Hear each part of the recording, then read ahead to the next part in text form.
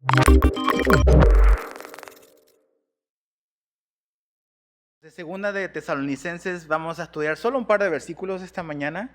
Vamos a leer de los versos 13 hasta el 17, que es el último ahí del capítulo 2.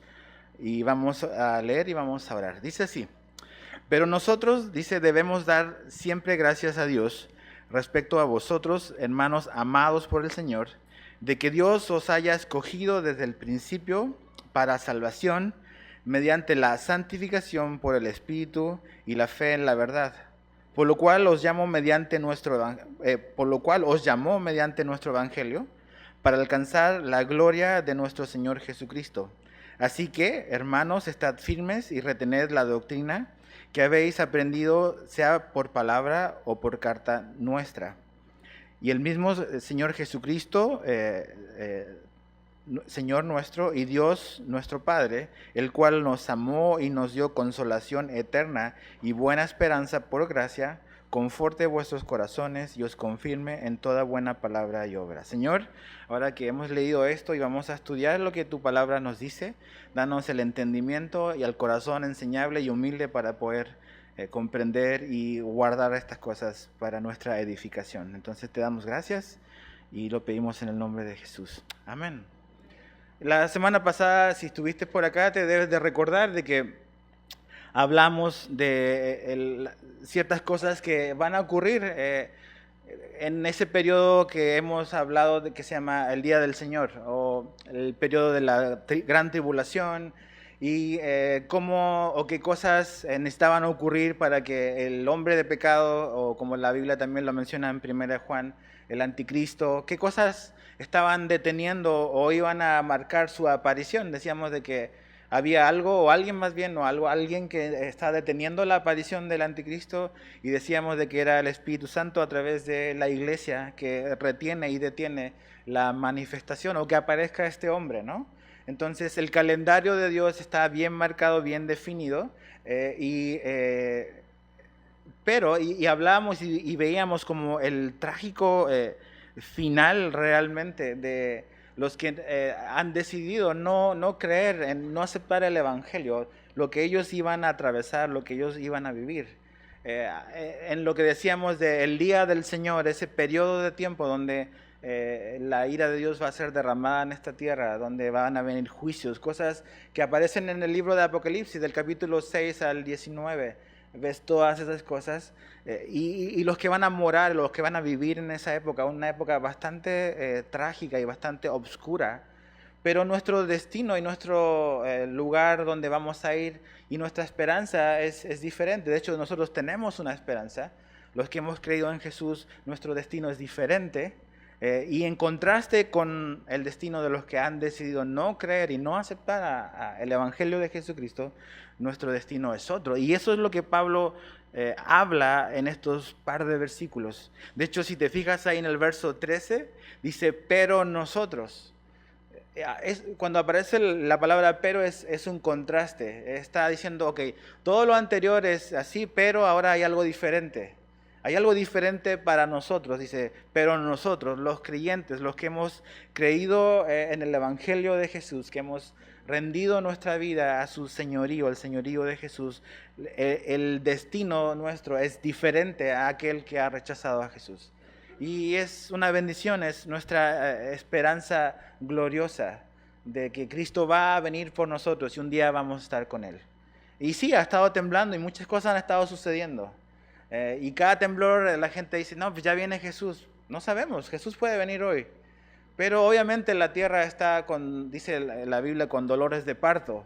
Y una mujer embarazada cada vez o cuando se acerca el día del alumbramiento, los síntomas son más frecuentes y más fuertes. Entonces vamos hacia ese momento donde la Biblia nos dice de las cosas que van a ocurrir y dónde vamos a estar nosotros. Pablo nos habla de dónde vamos a estar nosotros. Nos da un contraste, una esperanza diferente que tenemos como cristianos. Dice, pero nosotros debemos dar siempre gracias a Dios. Pablo era un hombre agradecido y estaba agradecido con Dios. Pablo no dice, le doy gracias por mi ministerio, O gracias por sus pastores. Sí, Dios usa personas, a hombres, pero la gratitud de Pablo es primeramente para con Dios, porque Pablo sabe de que eh, el cambio, lo que ha estado sucediendo en la vida de estos cristianos de esta iglesia, ha sido únicamente por la gracia de Dios, por la obra de Dios en sus vidas. Y nunca debemos de dejar de dar gracias. ¿Sabes qué? A veces estamos como que tan encerrados o tan preocupados de nuestro diario vivir, que a veces eso nos impide ver lo que Dios está haciendo en la vida de los demás. La semana hablaba con una persona de aquí de la iglesia y veíamos y platicábamos de lo bueno y lo fiel que ha sido Dios con muchos de ustedes aquí. De simplemente recordar cómo llegaron aquí, muchos.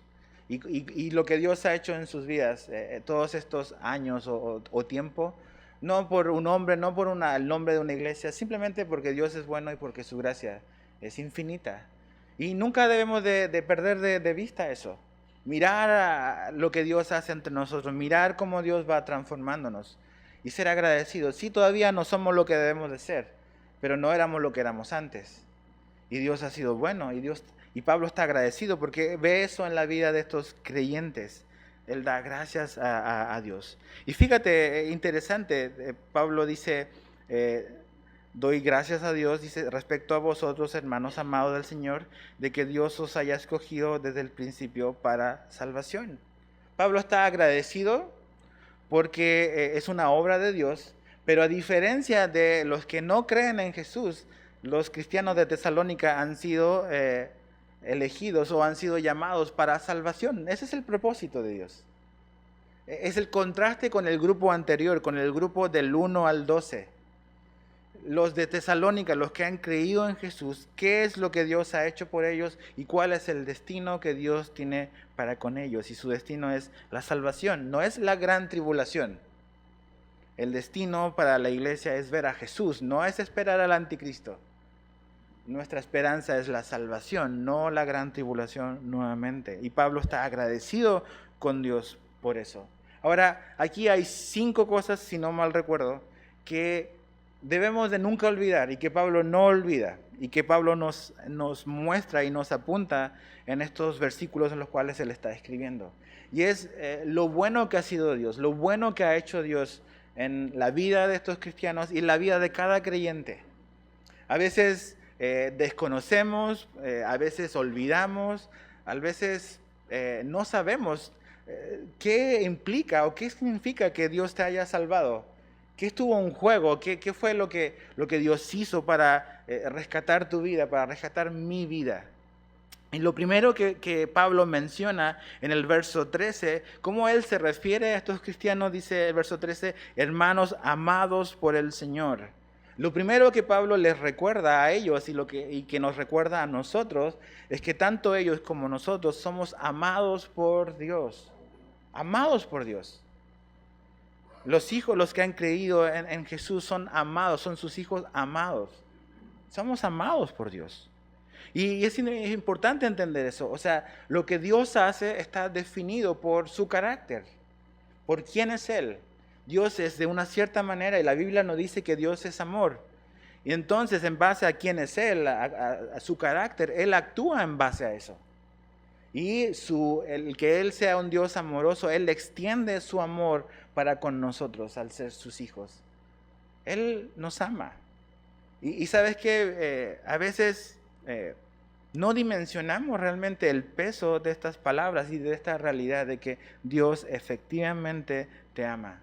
¿Y cómo sabemos, cómo nos dice la Biblia que Dios nos ama? ¿Cómo podemos saber efectivamente de que Dios nos ama? Mira, acompáñame al libro de Romanos capítulo 5. Avanza hacia tu izquierda para encontrar un libro que se llama Romanos. Romanos capítulo 5. Si ves ahí a tu compañero que no se ubica todavía bien en la Biblia, ayúdale si tú sabes dónde está. Romanos 5, 8.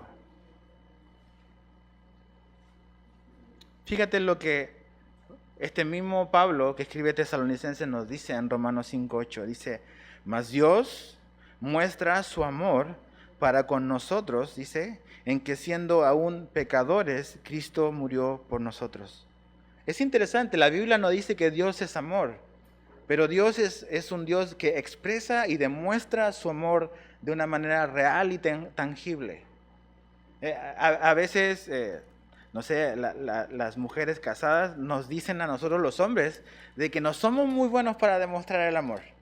Nosotros decimos, yo pienso que te amo, pero a veces no lo demostramos. ¿Ves? A veces nuestras esposas quieren demostraciones de amor, que se lo hagamos manifestar de una manera explícita.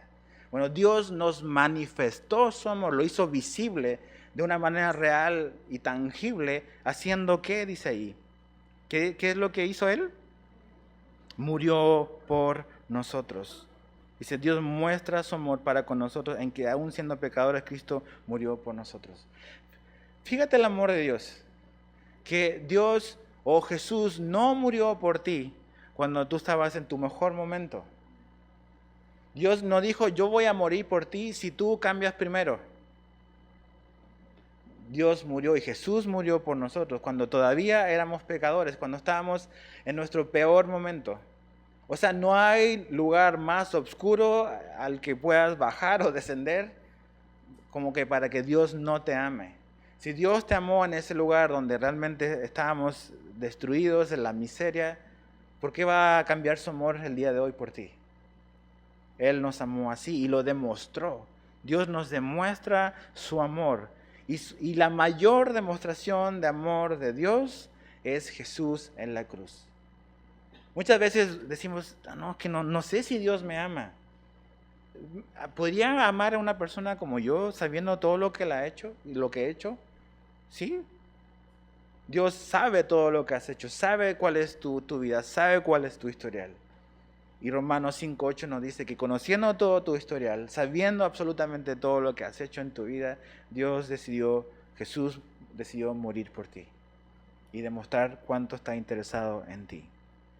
Pensemos un poco en los destinatarios de esta carta. ¿Quiénes son los de Tesalónica? En el primer libro de Tesalonicenses, Pablo les menciona, si no mal recuerdo, en el capítulo 2, de que ellos estaban siendo perseguidos por la gente de su propia nación.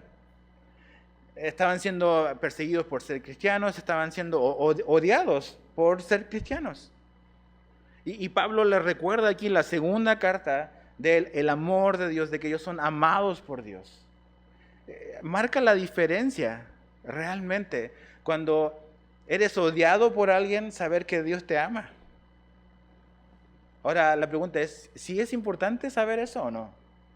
A veces nos duele y realmente nuestra vida comienza a derrumbarse a verse porque el amor del otro es más importante que saber que Dios me ama.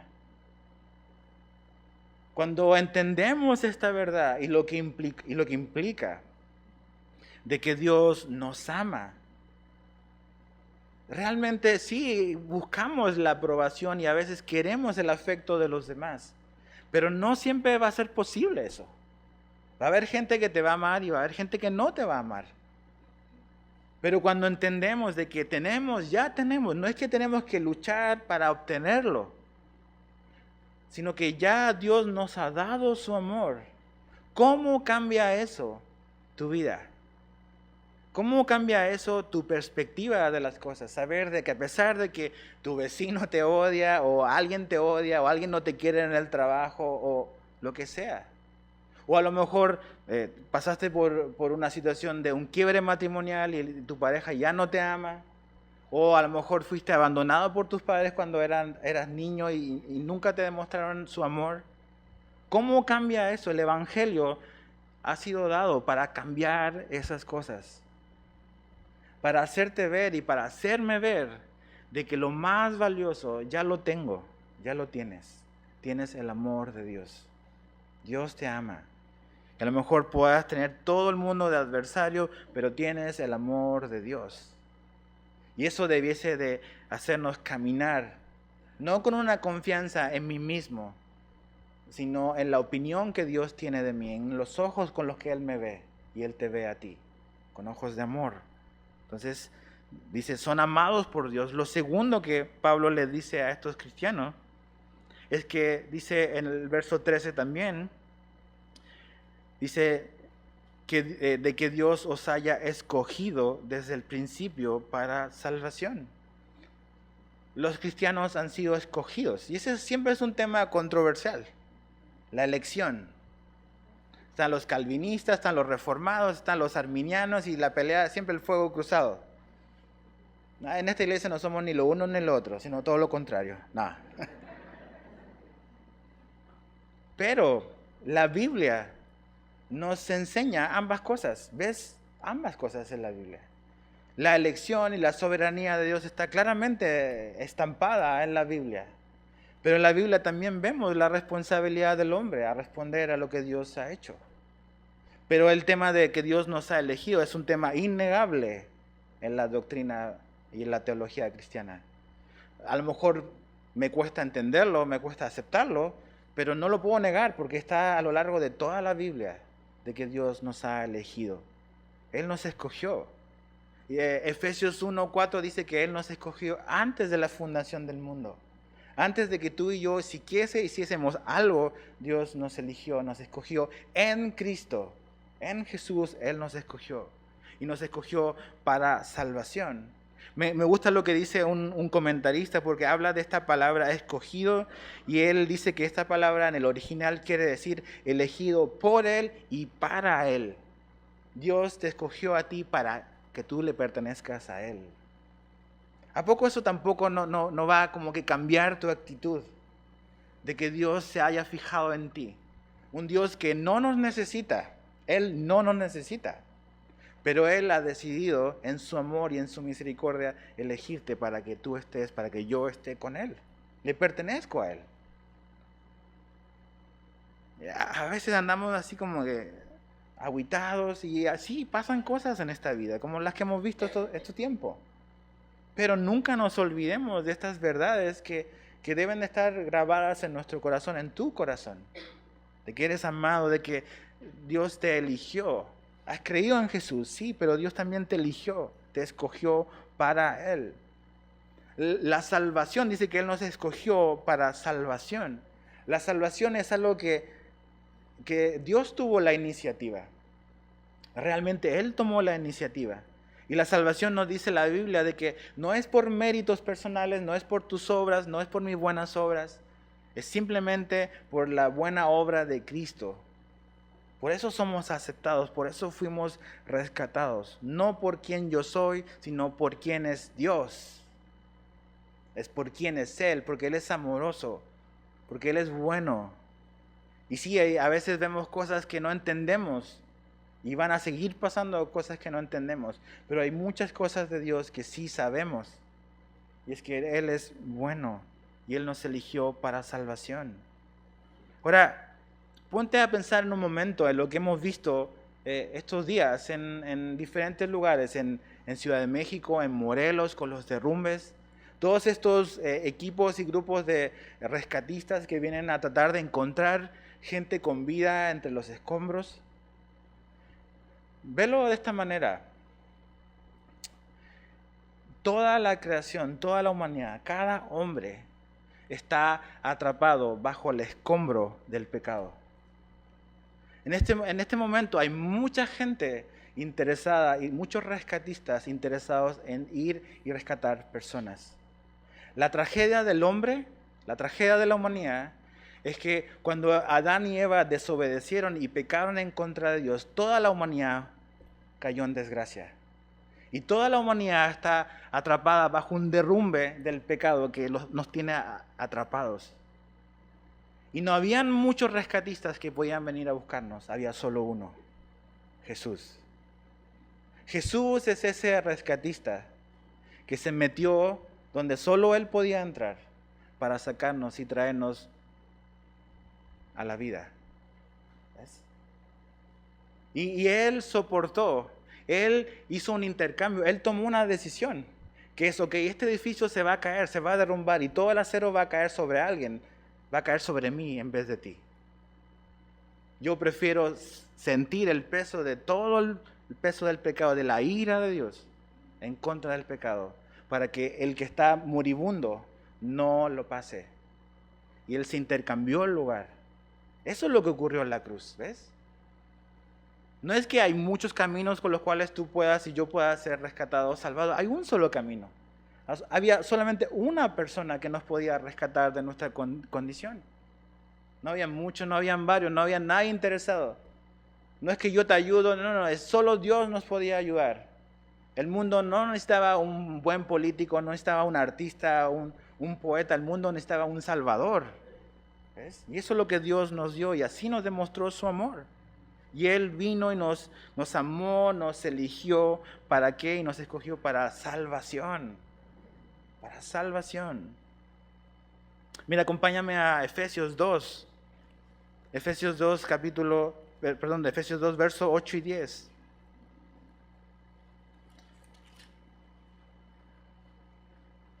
Dice, porque por gracia sois salvos por medio de la fe.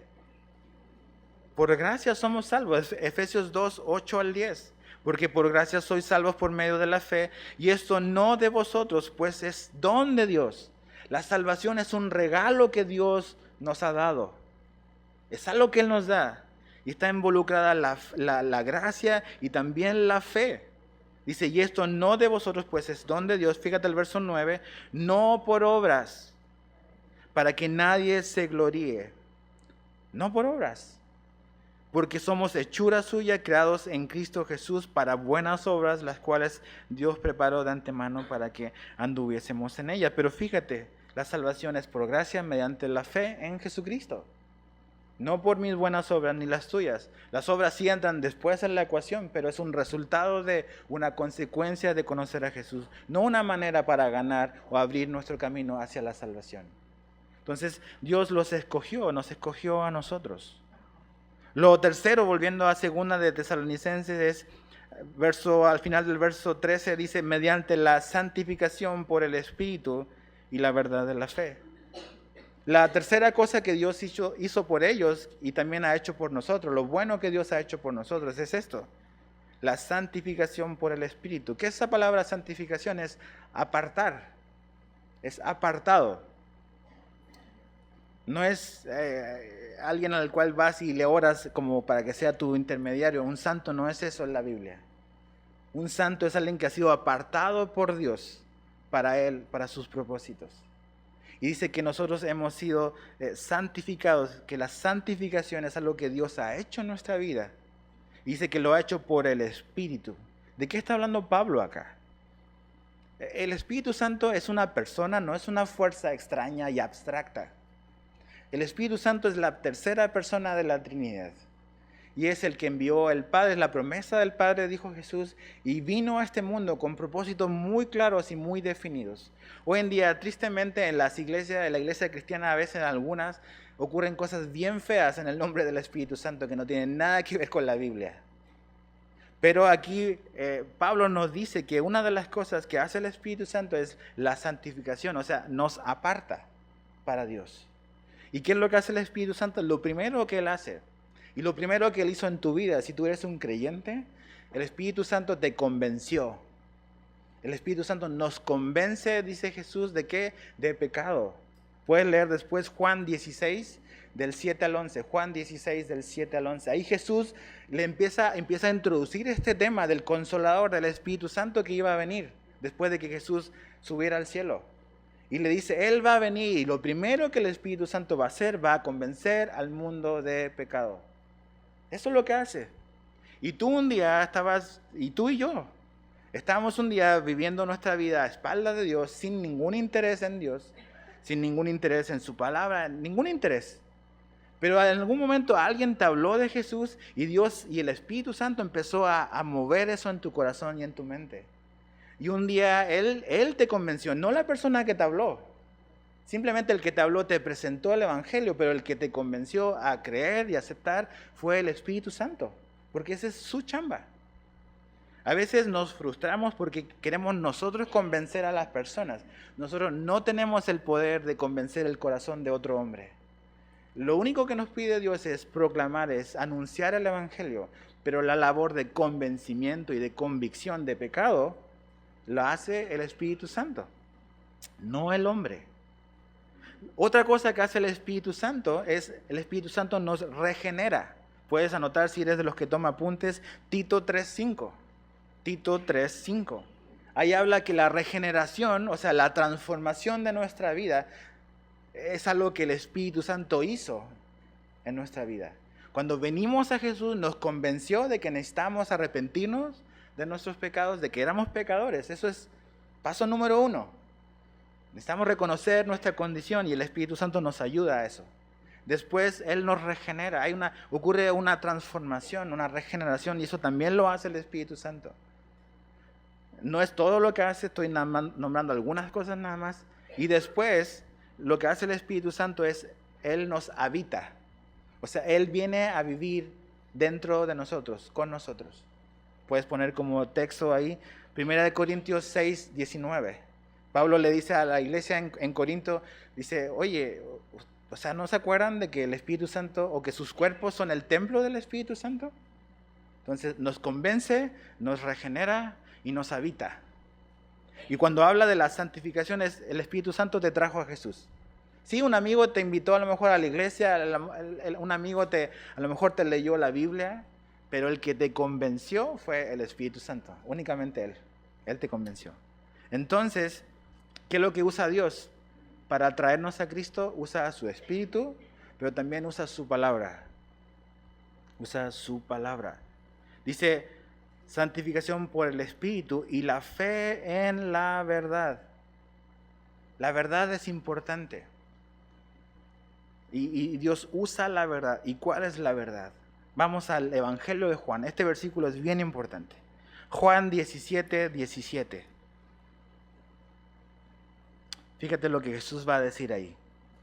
Juan 17:17.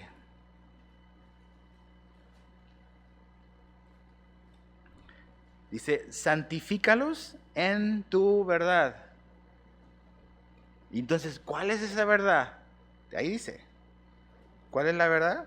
Tu palabra es verdad. ¿Te das cuenta?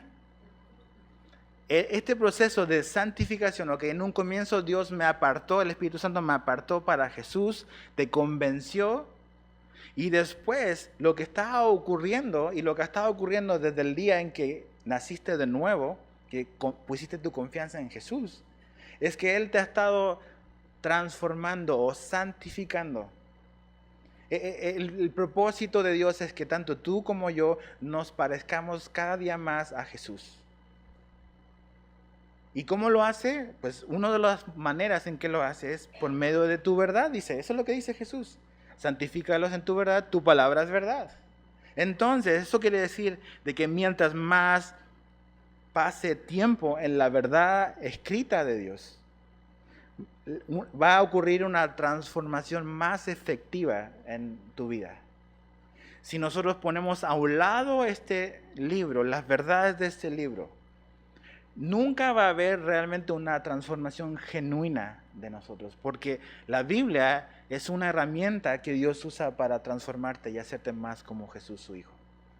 Eso es el propósito de Dios, que nos parezcamos más a Él. Usa su Espíritu y usa este libro, usa su libro para transformarnos. Ahora, ¿cuál es la respuesta que debemos de dar? Como dice ahí en el verso volviendo a 2 de Tesalonicenses, verso 13, y la fe es la verdad.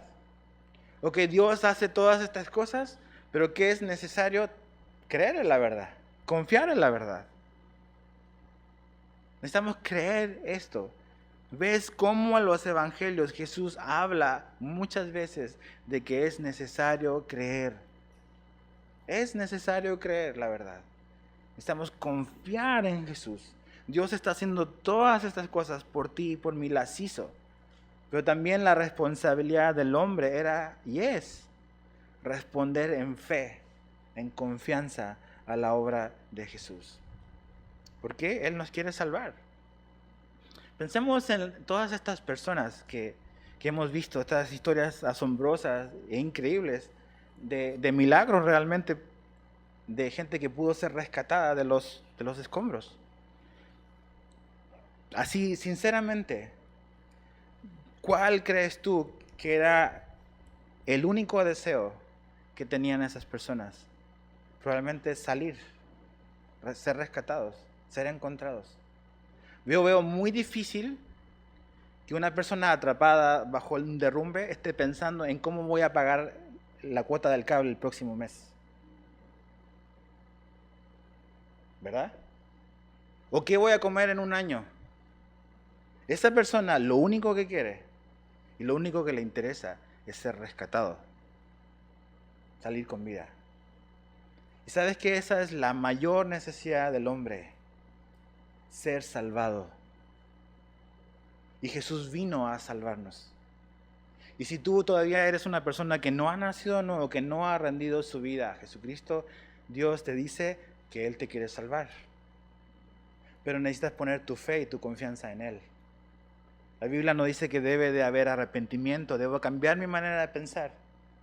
Debo de llegar a un acuerdo con Dios en que lo que estoy haciendo está yendo en contra de su palabra, en contra de su ley. Y venir a Él pidiendo perdón. Él va a cambiar tu corazón, va a cambiar tus deseos. Y tú necesitas cambiar tu dirección hacia dónde estás caminando. Pero Dios quiere salvarte. Ahora, otra cosa, número 3, de las buenas cosas que Dios ha hecho por ellos como por nosotros. Verso 14. Dice, a lo cual os llamó mediante nuestro evangelio. Exactamente 4. La cuarta cosa es que Dios nos llamó. Dios nos llamó. ¿Y cómo lo hizo? ¿Cuál es el medio por el cual Dios llama a la gente? ¿Qué dice ahí? ¿Cuál es el medio? El evangelio. Exactamente. El evangelio es el medio por el cual Dios rescata y Dios nos llama. El evangelio, y evangelio quiere decir buenas noticias. Otra vez, estas personas que estuvieron atrapadas, la buena noticia es que pudieron salir. Que hubo gente que le ofreció ayuda para ser rescatados. La buena noticia del evangelio es eso. Es que Jesús vino a morir por el pecador, por ti y por mí. Íbamos derechito al juicio de Dios, a la condenación eterna. Nuestro destino era el infierno. Y Jesús y el Padre envió a su Hijo para que tú y yo no vayamos allá y para que Él pudiese pagar nuestra deuda para con Dios. Esa es una buena noticia. El problema es que muchos no piensan en su eternidad. Estamos más enredados, más distraídos en las cosas terrenales, que sí debemos de resolver. Pero creo que la eternidad es más importante que lo temporal. Y Jesús vino a resolver lo eterno. Vino a resolver nuestro problema con Dios. Una deuda que era impagable. Él vino a saldarla en la cruz para que tú y yo no recibamos lo que merecíamos, sino que recibamos lo que no merecíamos, su favor, su amor. Entonces Él llamó por el evangelio, la buena noticia. Me gusta la definición que escribe un comentarista, dice, ¿qué es el evangelio? El evangelio es esto, porque Cristo murió por nosotros, aquellos que confían en Él pueden saber que sus culpas han sido perdonadas completamente. ¿Qué deberíamos decirle a Dios ante un juicio? Cristo murió en mi lugar. ¿Qué le vas a decir a Dios si Dios te pregunta, ¿por qué debo de aceptarte en el cielo? ¿Por qué debes de estar aquí? Si tu respuesta no es otra que esta, no has entendido el evangelio. Si tu respuesta es, porque fui una buena persona, porque hice buenas obras. Sí, bueno, ¿según quién? ¿Qué criterio define lo bueno? Pero si entendemos el evangelio, y el evangelio es que Cristo murió en tu lugar. Ese es el verdadero evangelio, la buena noticia. Algo que tú y yo no podíamos hacer, Jesús lo hizo por nosotros. No es nuestras obras, es la obra de Cristo. Entonces dice que nos llamó mediante el evangelio, verso 14, para alcanzar la gloria. Y ahí vemos la quinta cosa.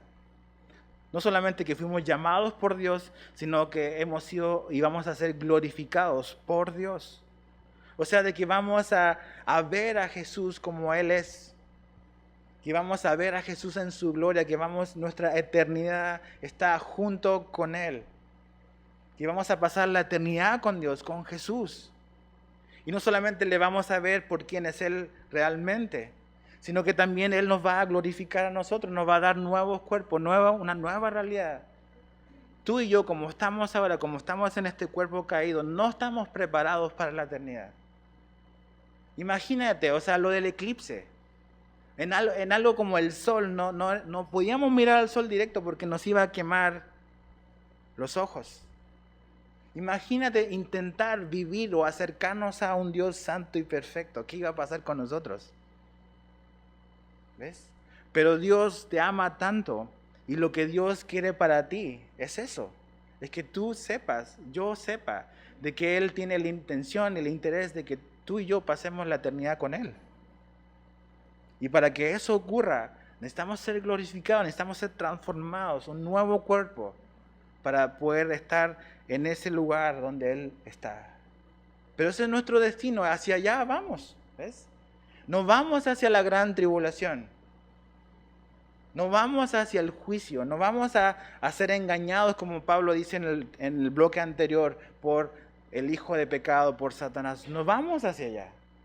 Nosotros vamos hacia la salvación, hacia nuestro destino eterno con Jesús. Y eso debe ser de llenar nuestros pulmones de aire fresco para caminar todavía en esta tierra, en esta realidad en la que estamos. Esta vida es pasajera, es temporal. Nuestro destino eterno está con Jesús y Él ha prometido que va a venir por nosotros. Ahora fíjate el verso 15. Así que, entonces, cada vez que ves un así que, es ok, en base a lo anterior, pues ¿qué debemos de hacer nosotros? Así que, hermanos, estad firmes y retened la doctrina que habéis aprendido, sea por palabra o por carta nuestra. Esta es la respuesta ahora del creyente a todo lo que Dios ha hecho, todo lo bueno que Dios ha hecho por nosotros. ¿Cómo respondemos nosotros? Pablo da dos cosas en las cuales debemos de responder, o cómo podemos responder. La número uno es estar firmes. La idea de estar firmes es estar estacionario en un lugar. ¿Sí se entiende como estar estacionario? O sea, quiere decir estar fijo en un lugar, sin moverse de ahí. O sea, como que mantener la posición.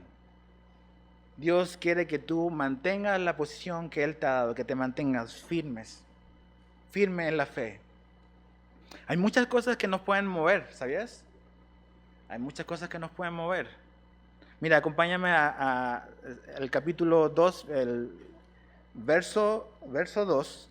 Lo vimos la semana pasada. Fíjate lo que Pablo dice en este mismo capítulo 2, pero en el verso 2. Dice, que no os dejéis mover fácilmente de vuestro modo de pensar.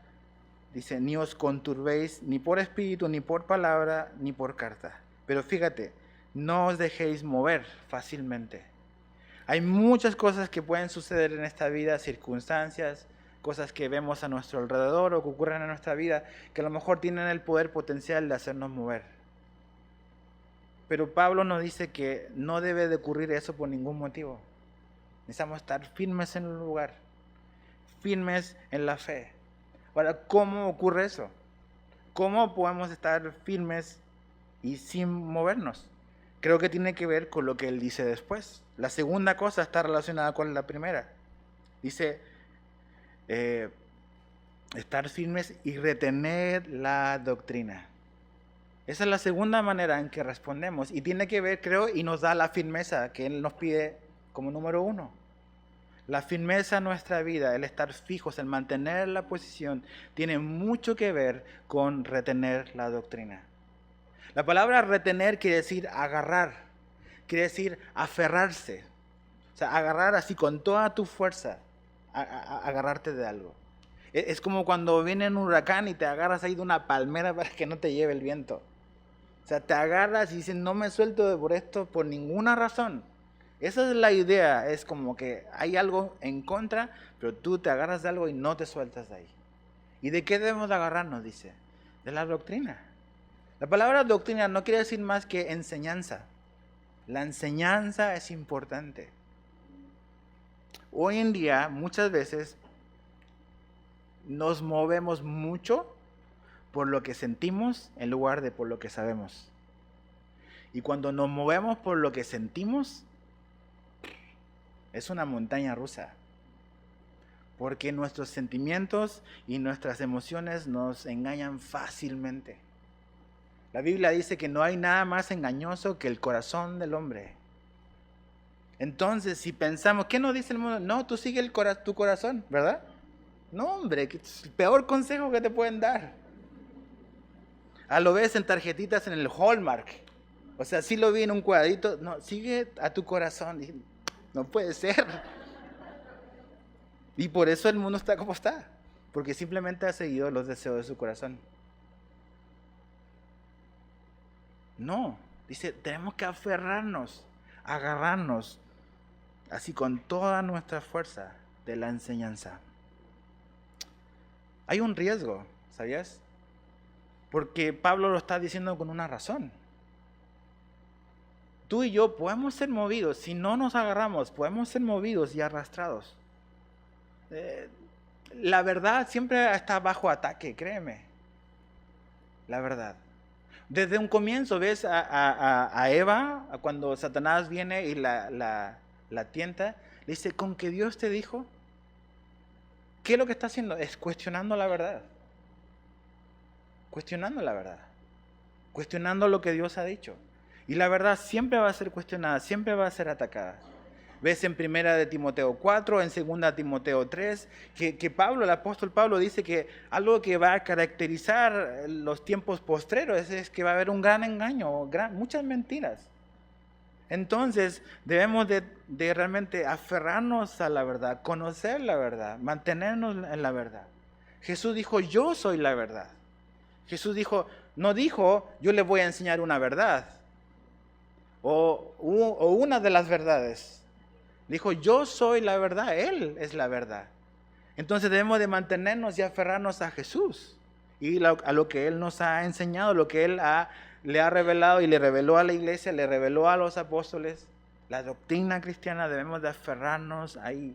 Porque si no entendemos y no nos agarramos de la verdad de Dios, nuestras emociones, nuestros sentimientos, lo que alguien más dijo, lo que sea, nos puede engañar y nos podemos desviar. Algo importante es no solamente comenzar bien, es terminar bien. Hay mucha gente que comienza bien pero termina mal. Creo que Dios nos ha dejado su palabra no solamente para comenzar bien, también para terminar bien. Y si nos mantenemos en su palabra, vamos a poder permanecer y estar firmes. ¿Ves? Hay muchas veces donde por cosas que vemos, podemos como que movernos, o por cosas que suceden a gente que amamos, eso nos puede mover. Pero necesitamos intencionalmente aferrarnos y regresar a la palabra de Dios y anclar nuestra vida en las verdades que Él nos ha dado. Porque nuestras emociones, nuestros sentimientos van a variar y nos van a engañar. Y si nos movemos y tomamos decisiones basadas en esas cosas, nos vamos a equivocar y vamos a salir lastimados.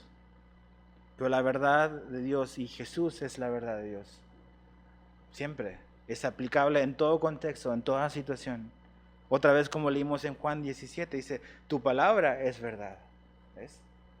Este libro que tú tienes ahí en tus manos o en tu celular, esa es la verdad de Dios. La verdad es incómoda, ¿ves? La verdad a veces no nos gusta, la verdad puede ser muchas cosas, pero la verdad es necesaria. Y todo lo que tú necesitas en tu vida para vivir esta vida, Dios te la ha revelado en su escritura.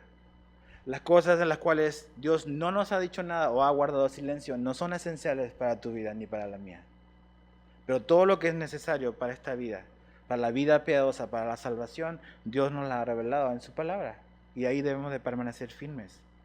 Su palabra. Cuando nos alejamos de la palabra y cuando la iglesia de Cristo se aleja de su palabra, la iglesia empieza a hacer cosas extrañas. Y cosas que no glorifican a Dios, cosas que confunden. Pero cuando volvemos y regresamos a la palabra de Dios, es cuando realmente vamos a estar seguros. Este año, el próximo mes, el 31 de octubre, se van a cumplir 500 años de la Reforma con Lutero y otros hombres. Y cómo Dios usó a ese hombre que no era perfecto y a otros para realmente volver y regresar donde nunca debió la iglesia cristiana salir de la palabra de Dios. Cuando tú pones este libro a un lado, tú puedes hacer lo que quieres y puedes engañar a la gente como quieras. ¿Qué hizo Lutero? Tradujo la Biblia del latín al alemán. La gente no tenía la Biblia paralela, solo escuchaba lo que le decía el hombre de adelante. Ahora, tristemente, a veces eso es lo que ocurre en muchas iglesias hoy. La gente simplemente escucha lo que dice el predicador de adelante y no corrobora si eso es verdad o no. Tu responsabilidad como miembro de esta iglesia es leer tu Biblia y comprobar si lo que yo estoy diciendo es verdad. Pero vamos a estar firmes si nos aferramos de esta verdad. Número 16 y 17 para terminar. Y el mismo Jesucristo, Señor nuestro y Dios Padre, el cual nos amó y nos dio consolación eterna y buena esperanza por gracia, conforte vuestros corazones y os confirme en toda buena palabra y obra. Aquí Pablo tiene un deseo, expresa un deseo para con estos cristianos y también como una especie de oración, podríamos decir, y él pide o anhela dos cosas de parte de Dios para con estos cristianos. Lo número uno está en el verso 17. Dice, conforte vuestros corazones. La oración de Pablo es que los cristianos en Tesalónica, sus corazones fuesen confortados. La palabra confortar quiere decir llamar cerca. Tiene la idea de consolación, de animar, de alentar. Y lo que Pablo está orando y está pidiendo es que sus corazones sean animados, que sus corazones sean alentados. Ahora, ¿cómo Dios hace eso? ¿Ves? Estos cristianos a los cuales Pablo le está escribiendo, podríamos decir que corrían dos peligros. Número uno, corrían un peligro externo. ¿Y cuál era el peligro externo? La persecución que realmente estaban recibiendo en esa época, de la gente que les rodeaba, lo estaban persiguiendo. Ese era un peligro externo, pero también ellos tenían un peligro interno, y era ser engañados por la mentira. ¿Te acuerdas que decía, no sé si la semana pasada, pero ellos tenían un temor y Pablo escribe esta segunda carta de los tesalonicenses porque ellos pensaban y había gente que estaba infiltrándose aparentemente o incluso escribiendo cartas diciéndole a estos cristianos de que ellos iban a pasar la gran tribulación, que probablemente por eso estaban pasando todas estas cosas. Entonces esa mala doctrina o esa mala enseñanza no lo estaba animando, ¿ves? O sea, ¿qué ánimo sería decirte vas a pasar por la gran tribulación? Ninguno. Entonces Pablo escribe y quiere corregir el error interno animándolos con la verdad. Animándolos con la verdad de Dios, consolándolos. ¿Y cómo nos consuela Dios? No es la única manera, pero hay tres maneras en las cuales Dios nos consuela. Número uno, Dios nos consuela por otros hermanos o a través de otras personas cristianas. ¿Qué es lo que hizo Pablo en la primera carta? Vio que estos hermanos estaban preocupados y dice, yo mandé a Timoteo para saber de ustedes, para animarlos, para consolarlos. Yo mandé a Timoteo. Primera de Tesalonicenses 3:2. Entonces, ¿cómo nos consuela Dios? A través de otros hermanos en la fe. ¿Y eso qué quiere decir? Que es importante entonces tener compañerismo entre nosotros. Involucrarte, conectarte con una iglesia. Si esta no es tu iglesia, conéctate con tu iglesia. Si consideras esta tu iglesia, conéctate acá. Que tu relación no sea esporádica, sino que sea constante. Y en algún lugar, en algún cajón, en alguna posición, Dios te va a regalar buenos hermanos y buenos amigos. Pero ¿para qué? Para que el momento en que caigas te puedan levantar. Siempre dos es mejor que uno. No fuiste creado y no fuiste salvado para vivir una vida cristiana en solitario. No existe tal cosa como el cristiano solitario. No. Segunda cosa, Dios nos consuela con el regreso de Jesús. Mira, esto quiero leerlo otra vez. Vamos a Primera de Tesalonicenses, capítulo 4, verso 18. El libro anterior o la carta anterior, Primera Tesalonicenses 4, verso 18. Fíjate lo que Pablo le dice que deben de hacer entre ellos. Por tanto, alentaos los unos a los otros con estas palabras. Ok, entonces, ¿qué tenemos que hacer? ¿Cuáles son esas palabras? Lee el verso anterior. 17. Luego nosotros, los que vivimos, los que hayamos quedado, seremos arrebatados juntamente con ellos en las nubes para recibir al Señor en el aire, y así estaremos siempre con el Señor. ¿Qué tenemos que hacer entonces? Alentarnos con esto. ¿Qué quiere decir eso? De que un día vamos a estar con Jesús. De que Jesús va a venir por nosotros. Y eso nos debe de animar. De que esta vida es pasajera, esta vida es temporal. Si Dios nos ha prometido ayudarnos en esta vida, pero este no es el destino, nuestro destino es estar con Él. Y esas verdades, como que poner la perspectiva. ¿Sí me explico? O sea, ¿cuál es nuestra perspectiva? ¿Hacia dónde estamos mirando? ¿Hacia dónde estamos apuntando? Estamos apuntando hacia la eternidad con Jesús. Y cuando nos enredamos y pasamos por tiempos complicados y difíciles y de pruebas, debemos de animarnos unos a otros con esta verdad, de que Jesús viene por nosotros. Así nos alentamos. Tercero y último de cómo nos confortamos es, a veces nos desanimamos porque tenemos la doctrina aquí, una doctrina errónea. ¿Por qué estaban tristes o confundidos? ¿O por qué Pablo les dice no se muevan de su manera de pensar? Porque había esta idea de que, o esta enseñanza de que ellos iban a pasar por la tribulación y que aparentemente el anticristo venía pronto, y Pablo dice, no, nada de eso. Nada de eso.